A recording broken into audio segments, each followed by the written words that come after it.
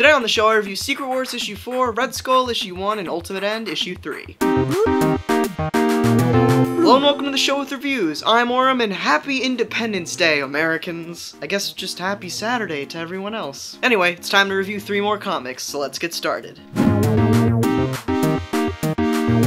First up is Secret Wars Issue 4, written by Jonathan Hickman with art by Asad Ribic. This series continues to be one of the best Marvel titles that I have ever read. This issue is all about Doom showing how dedicated he is to his Latvian.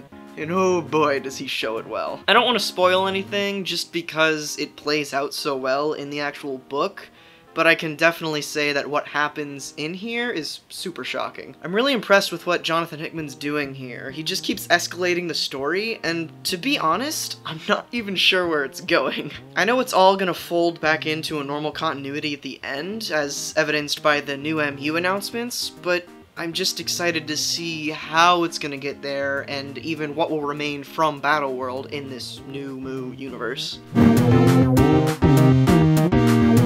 Next up is Red Skull #1, written by Joshua Williamson with art by Luca Pizzari. I had no idea what to expect out of this book. In fact, the only reason I picked it up was because of its solicitation. It talked about Red Skull and Winter Soldier in the same story, and that alone hooked me. So I picked it up, not really expecting much, but what I actually got blew my expectations out of the water. I actually really enjoyed this issue. It started off pretty cliche, but slowly developed into a story about a group of characters that you really wouldn't expect to see together. I think that's actually one of the things that I'm enjoying about Battleworld and Secret Wars as a whole. Just these off-the-wall stories that would never normally be told and only really fit in this setting. The only thing I can't stop thinking about here is that it's only 3 issues long, which means it's either going to be a really short self-contained story, or it'll be cut short. It's not a bad thing, I guess I just wouldn't complain about having more.